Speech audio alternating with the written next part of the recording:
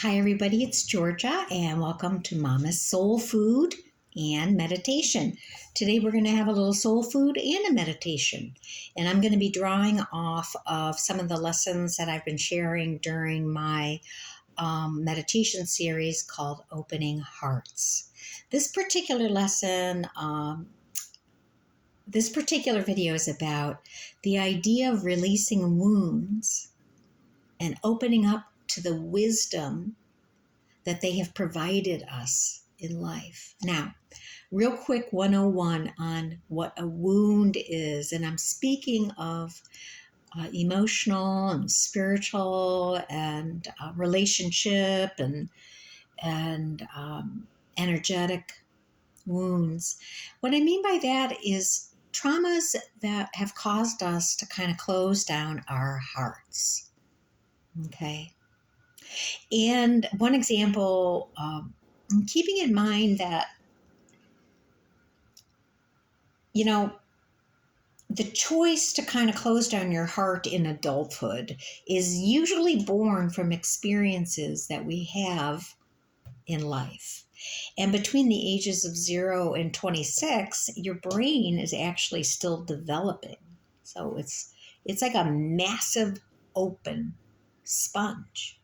So when it has an experience that kind of creates emotional pain, that trauma, whether small or little, moves through the body and moves into the body and resonates within us unless we have an opportunity to release it. So for me, an example of kind of a childhood trauma was I was pretty obese when I was a kid, and I got teased for it, and gym class was the most painful thing in life. I mean, everything that goes along with having an imperfect physique in this society. And that wound continues to translate in my life, even when I've done so much work on it. So it's something that's kind of always a program in my brain, and I keep working on it. Even this morning, I was getting dressed, and I thought, oh, you need to lose more weight. And I'm like, this is the first thought I have about my body in the morning. So I just have to do my work and turn that around and be positive. Because some of the messages we receive through our traumas and wounds aren't necessarily true, are they? So some of those energies we just want to get rid of. We can look at our wounds, we can acknowledge where they came from, and we can release them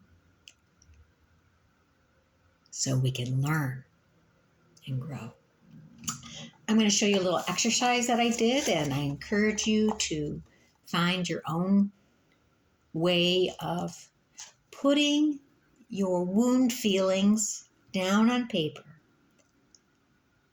and also thinking about who you are because of those experiences today and how those experiences have really formed your character in a positive way. So this was a little exercise I did. I don't know where this candy box came from, and heaven forbid, oh my God, it's empty. It's empty. So all I did was I wrote some things down on paper, and I put them in my little box because I want to release my wounds and open my heart to all that life has to give me. So I'm just going to read one, pull randomly, and I'm just going to trust that that's the one I'm supposed to share with you. You can find yourself any little box, but, these are cute because it's Valentine's Day. Okay. So the one that I picked out was a feeling that I've been having is sometimes I feel like I'm unappreciated. I know that sounds very poor me-ish, but it's mostly because sometimes you get involved in relationships where you're the one who ends up doing most of the giving, and you're the one who does the most of the connecting, and you're the one who's putting the energy into a relationship, and suddenly that starts to feel imbalanced when there isn't equity going into a situation, whether that can be in work, in a romantic relationship, or with a friendship. So I kind of had to realize that my feelings were because I wasn't getting a response. I was not appreciated, and in some cases, downright rejected. And that resulted in a feeling of being hurt. But that hurt, that situation has two things for me to think about. To realize that it's up to me whether I stay or go in a relationship. So I'm actually have the choice at all times to keep a friendship or end a friendship, or move into more equitable, enriching relationships, and to know that I have that strength within me and that power. It doesn't mean you sit around and hate people for who they are. It's about recognizing sometimes there's a time and place for equity in a relationship. So all of this taught me, number one, not to rely on the opinions of other people, what they think about me, or just because somebody doesn't appreciate me doesn't mean I'm a bad person, right? It doesn't actually mean any of that. It just means that they're not in that space, and I can make different choices. And the other thing that that kind of wound experience taught me is that how I feel is not shaped by whether or not somebody accepts me, approves of me, loves me. How I feel and my value is separate from all of that. So that's an example. The other ones that I worked on a lot of them, and I'm not going to go too far into this, but it was really good for me just to write down the feeling, not the person associated with the feeling. Because let me tell you, let's say you had a recent experience of pain that created an emotional wound. I can bet 99% of that is a pattern. A pattern. Because that wound feeling is familiar, and we tell ourselves a lot of things. So it's time to say, I have this feeling. Is there a pattern of it in my life? What can I change? What is the truth? And what have I learned? Did you know that you have that kind of power to change a wound experience in your heart? And when all else fails, actually, it's the first thing I do anymore, but lately, I just pray. Like, instead of getting all caught up in how somebody or some situation was bad or against me, and I just start praying right away. And I just try very hard to let it go.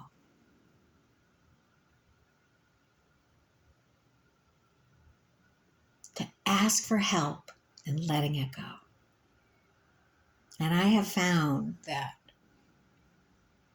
God answers when we want to let go and have a fresh start. So, get your little little wounds recorded, what you've learned, put them in a special place, and let's do our little meditation real quick. And if it's not too long, then I will go into I'll read a card.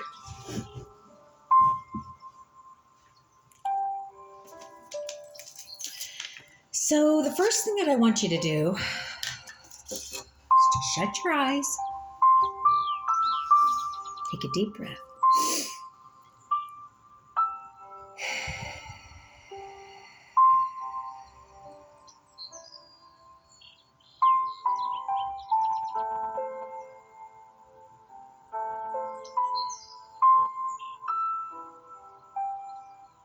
One more.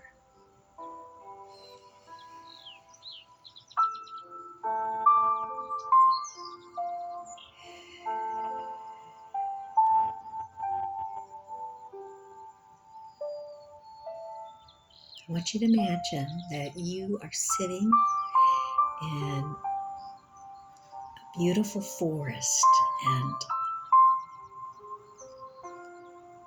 there's a clearing, of course, at the top of the trees, enough so that a beam of light just falls all over you. And you stand there, welcoming that beam of light to warm all of you.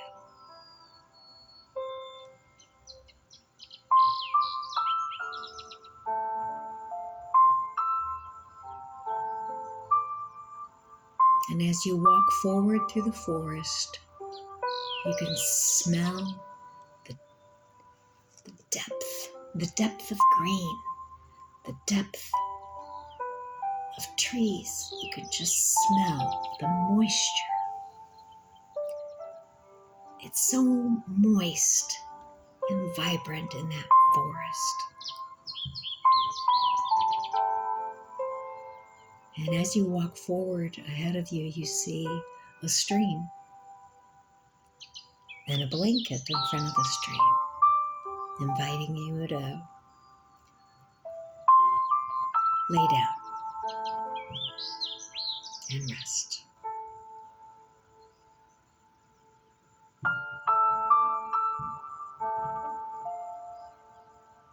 And the sun falls on you again, and your entire body is warmed. Take a deep breath.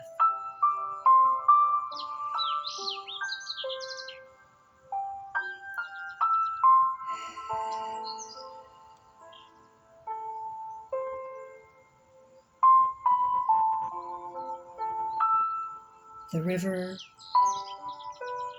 is flowing at a nice pace.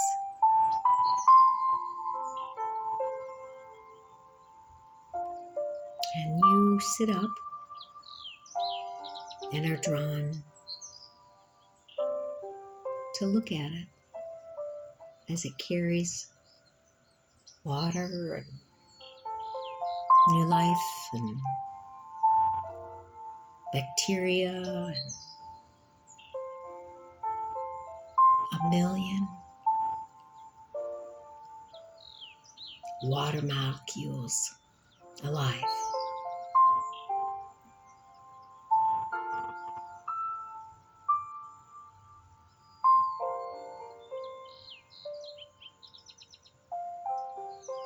And you take a moment just to acknowledge what you're feeling, what your feelings are. To acknowledge the feelings you've been having. Even the bad feelings, even the tough feelings, the sadnesses. It's okay to sit there with all your feelings, even the wounds.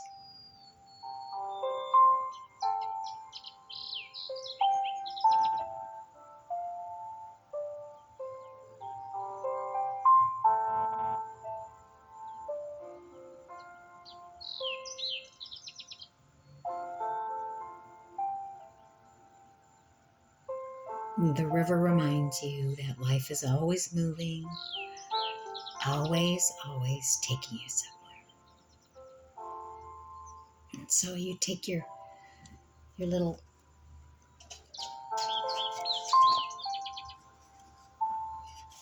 traumas, your feelings of hurt.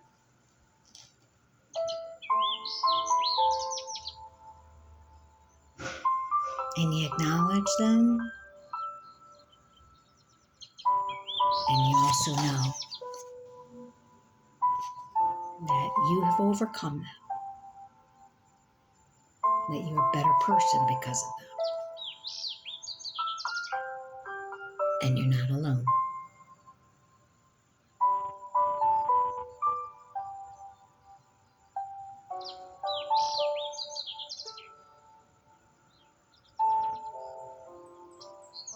And you're inspired to take these, whether in your imagination or for real, and you just gently set it into the stream, into the river.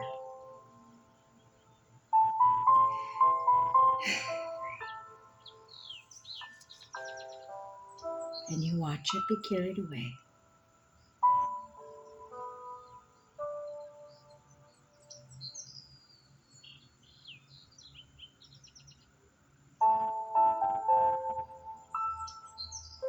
Until you can't see it anymore.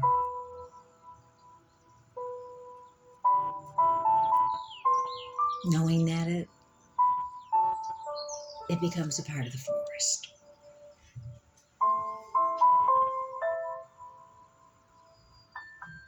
And the forest becomes more alive because of what you've given the river.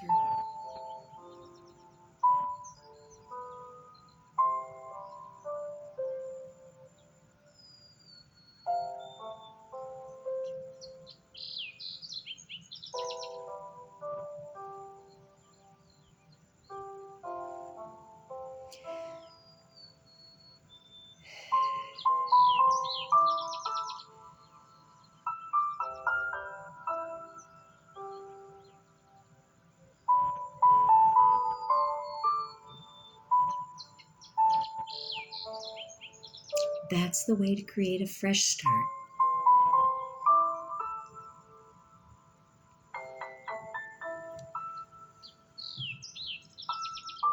It's hard to turn that music off because it's so sweet.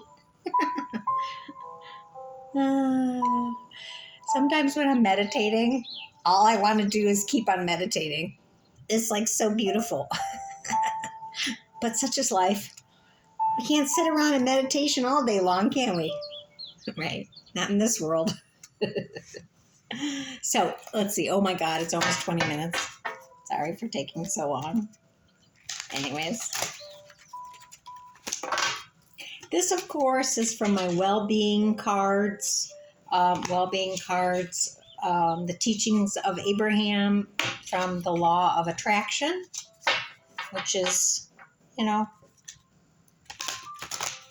at its simplest, all about controlling, getting a handle on your mind and letting go of the handle of your mind at the same time, right? That crazy mind of ours. Our problem is we believe everything it says. And most of that is coming from the ego until we figure out how to let go. Okay, folks. I like this one. Mostly because there's a kitten. And I love kittens. I am selfish enough to want to feel good.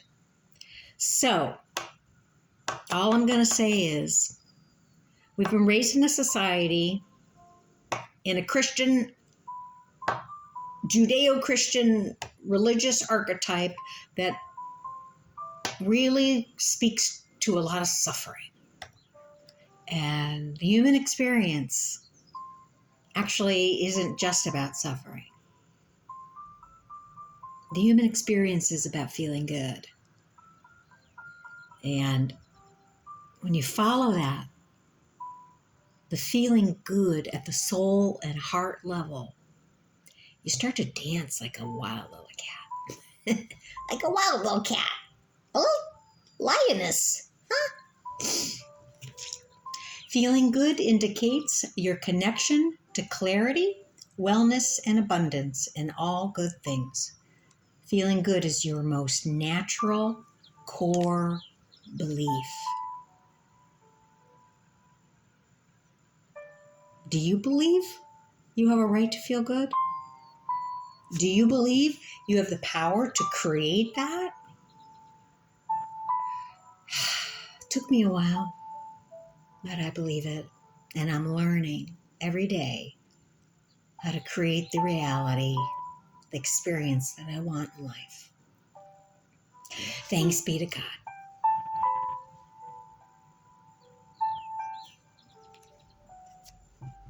Go wild. Dance like a crazy cat. Have a good day, everybody. And maybe I'll see you at one of my meditations. I'm probably going to move them online because I'm a traveling tumbleweed. Talk to you soon. Bye-bye.